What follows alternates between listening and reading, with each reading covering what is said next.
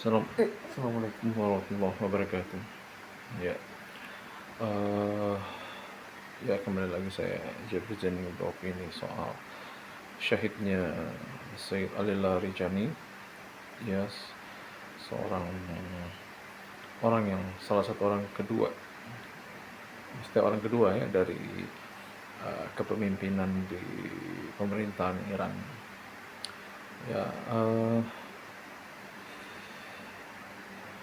seperti yang Bang Ismail bilang di Iran sana bahwa memang situasi di sana sangat kompleks untuk peperangannya ya. Walaupun rakyatnya sih masih tenang ya, ya karena rakyatnya memang sangat kompak ya. Sekali lagi, kenapa kok pemimpin Iran tuh gampang dibunuh itu tadi, dalam situasi ini Amerika juga nggak mengeluarkan sedikit uang tapi banyak uang untuk membayar pengkhianat-pengkhianat negara. Ya, pengkhianat itu bisa siapa aja, bisa dari rakyat biasa seperti ya kita ini, rakyat biasa, atau mungkin pejabatnya sendiri. Tapi yang jelas pengkhianat-pengkhianat itu yang ada di negara Iran itu apa eh, orang-orang yang sering lihat beliau lah ya.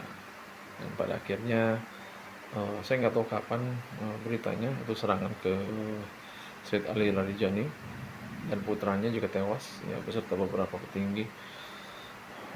Kalau nggak salah dibom ya dengan roket lagi ya, karena memang ada yang ngasih tahu sama deh ya, seperti posisi Syahid Ali Khamenei ya, Syahid Said Hasan Nasrallah ya, terus Syahid Ismail Haniyeh ya, jadi Hamas yang Sunni itu ada yang ngasih tahu ya. Jadi memang mereka ya, Amerika Zionis ini uh, dapat putaran uang banyak untuk untuk membayar pengkhianat-pengkhianat negara ya, di negara manapun, maksud negara kita.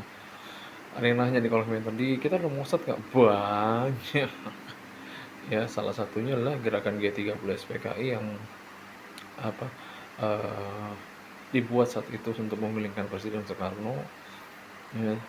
Karena Presiden Soekarno waktu itu kalau nggak salah tidak mau tanda tangan kerjasama dengan John F. Kennedy ya, dan akhirnya dibuatlah ya permasalahan G30 SPK itu ya, dibuat rusuh aja.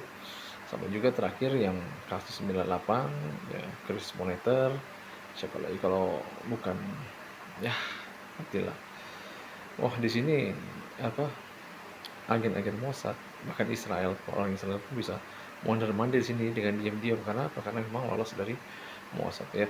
Yang terlihat sekarang adalah seperti ya Hasbara tapi nggak mau ngaku ya, Abu Jendes, terus siapa Modi Krisker ya, dan siapa lagi, Rizal Marangeng terus siapa lagi ya, itu kurang ajar tuh si Rizal Marangeng tuh ya. Dan kenapa ya Cokro TV ngundang yang kayak dia gitu loh, kenapa nggak mau ngundang guru-guru seperti misalnya Ustadz Khalid bin Walid yang sudah pernah di Iran, Ustadz Muhsin Labib yang sudah di Iran ya. Takut ya takut kena informasi yang benar ya. Ya, ya si Ari Untung aja yang gerakan hijrah face yang ada wahabi-wahabi dikit masih ngundang beberapa yang pro Syiah seperti misalnya Faisal Segaf kalau salah ya namanya, lupa saya. Ah, ya itulah ya, walaupun masih ada aja si Baikuni muncul lagi, si Wahabi ya kan. Jadi ya seperti itu ya. Di Iran tuh sangat sulit karena menghadapi berbagai macam tipe musuh dari dua negara. Bahkan ada yang negara-negara yang nggak mau diajak kerjasama, padahal dia menyediakan tempat, dia menyediakan alat, ya kemudian dia menyediakan dana. Ada tuh kayak gitu, ya. Jadi ya, kenapa tokoh-tokoh Iran gampang diburu? Ya karena memang tokoh-tokoh Iran hanya bergantung dengan keyakinan pada Allah, ya seperti itu. Ya para nabi aja yang bukan orang biasa bisa dibunuh ya enggak, karena nggak terlalu membutuhkan perlindungan dari tangan-tangan manusia gitu loh. Ya, sehingga kita nggak tahu di sana siapa saja pengkhianatnya. Yang jelas